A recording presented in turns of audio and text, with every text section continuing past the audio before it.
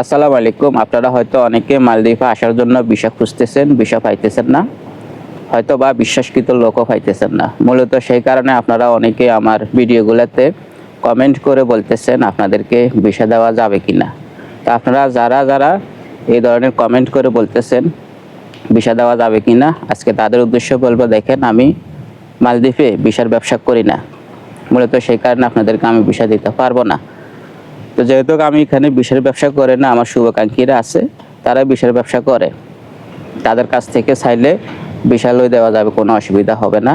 তাও কিন্তু আমি তাদের কাছ থেকে আপনাদেরকে এই মুহূর্তে বিশাল দেব না। কেন দেব না? বর্তমানে মালদ্বীপের পরিস্থিতি খুবই খারাপ।